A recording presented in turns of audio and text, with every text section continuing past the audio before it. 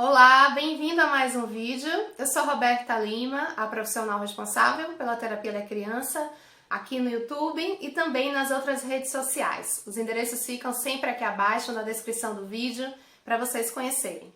E hoje eu volto para a gente falar sobre limites mais uma vez, porque eu já falei sobre esse assunto num outro vídeo. Vou deixar o link aqui abaixo para vocês assistirem também. Nesse vídeo eu falei sobre o papel, sobre a importância dos limites na educação, no desenvolvimento infantil. E hoje eu volto para a gente falar de algo mais prático, tentando sugerir algumas orientações, algumas estratégias, de maneira que a gente consiga lidar, que a gente consiga abordar a criança nesses momentos de uma forma mais assertiva e de repente gerando menos conflitos possível. E principalmente com as crianças pequenas, abaixo de 5 anos de idade.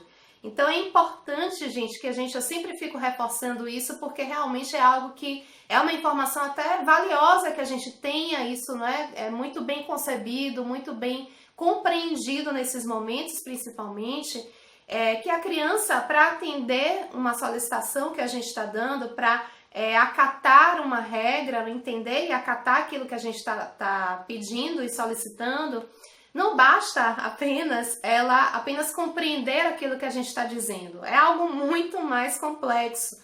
A criança ela precisa compreender sim a regra, e isso ela tem uma condição para fazer isso, ela tem uma condição um pouco mais favorável a partir dos 3 anos de idade, uma condição cerebral mesmo, né, do funcionamento, da maturidade. A partir dos 3 aninhos ela vai conseguindo ter uma compreensão melhor.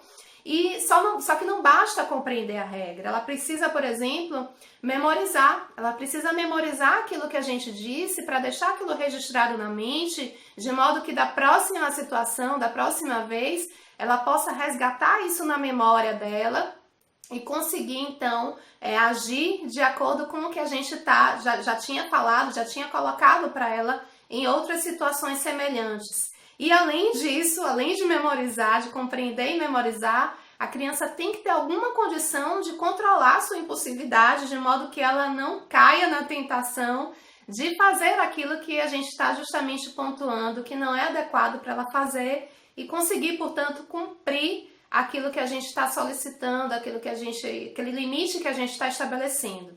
Então, nesse momento de estabelecer os limites, além da gente lembrar disso, dessa informação, é importante também que a gente tenha um olhar um pouco mais diferenciado do que a maioria costuma ter no calor da confusão toda, naquele momento que a gente está ali, não é? Naquele perrengue, falando com a criança para ela não agir daquela forma, e ela continua agindo de forma insistente, né? A nossa mente, né? A nossa mente do adulto, nesses momentos em que a gente fica nervoso, em que a gente fica cansado, em que a gente fica preocupado, porque às vezes a criança se mete numa situação de risco mesmo, a gente fica tão desesperado que a gente fica focado naquilo que é proibido. Então, se, por exemplo, a criança está com um lápis rabiscando a parede toda da sala, a gente fica tão frustrado, fica tão chateado com a situação, que a gente só fica falando para a criança sobre aquilo que ela está fazendo que ela não deveria fazer. Então a gente fala, não faça isso, não pinche a parede, eu já lhe falei, quantas vezes eu já lhe falei isso e você continua fazendo? Só que às vezes a gente esquece, né? Muitas vezes, na verdade, a gente esquece de sinalizar para a criança o que ela pode fazer então, né? Vamos lembrar, a criança é pequena, ela está aqui no mundo há muito pouco tempo, está conhecendo o funcionamento de tudo, então ela precisa de um adulto, precisa de alguém que possa conduzi-la, não é? Então qual é o caminho? Me mostra, se eu não posso riscar a parede. Eu acho tão legal riscar a parede, né? Acho que é assim que elas devem pensar. Então, nesses momentos, por exemplo, nessa situação ilustrativa que eu trago, é interessante que a gente tenha uma certa capacidade, um certo insight, e de repente, se for possível, trazer um papel para a criança. Olha o que eu trouxe para você. Na parede a gente não pode riscar, porque a parede tem que ficar limpa, olha como a sala fica arrumada, a gente tem que deixar tudo bonitinho, mas vamos pintar aqui nesse papel. Quero ver você pintar uma bola bem bonita para mim, ou um carrinho. Será que você consegue?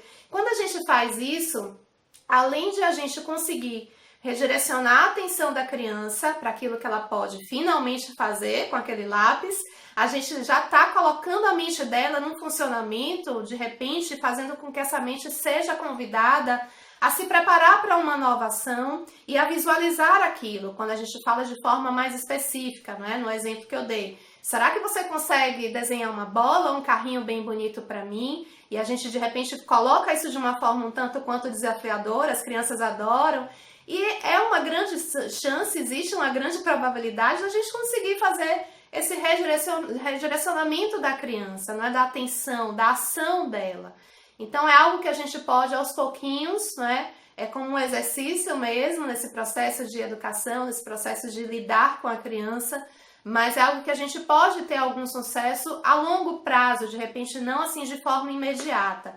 Então é importante que a gente não só redirecione a atenção, mas que a gente eduque a criança no sentido de ela entender o que é que ela pode fazer. Então, um outro exemplo, se de repente a criança teve um acesso fácil a um vaso de vidro que estava ali na mesa de centro, que ela não pode mexer, é claro, porque é perigoso, porque pode cair, porque pode quebrar. Então é interessante que a gente diga assim para a criança, olha, não pode mexer, mas você pode olhar.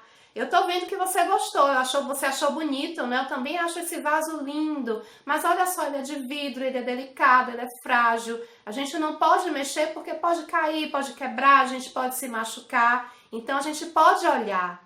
E aí faz, né? Pontua essa questão para a criança e já de imediato é interessante que a gente mais uma vez redirecione a atenção dela para uma outra coisa atrativa.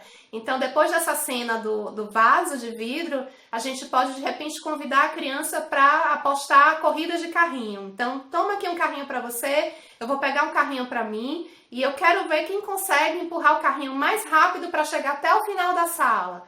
Sabe, gente, para a gente conseguir de uma forma até um pouco mais lúdica. Não é que você vai sentar com a criança nesse momento e ficar brincando com ela quando de repente você tem outras coisas para fazer. Não é isso, não é você parar o mundo para ter esse tipo de interação com a criança, não. É algo muito mais dinâmico mesmo, pontual, algo que a gente consegue ter um momento de educação, de colocar esses limites para a criança, mas associado a um pouco mais de ludicidade, associado a uma forma que a gente consiga envolver a criança para ela ser redirecionada para uma outra ação mais prazerosa também para ela, atrativa, que ela possa também ter uma motivação e um interesse para fazer, só que anteriormente ela tendo sido educada, né, e orientada no sentido do que ela pode fazer com aquela situação, com aquele objeto, com aquele tipo de comportamento, enfim, dentro do contexto do dia a dia que a gente acaba encontrando e tendo que lidar muitas vezes com os pequenos nesses momentos.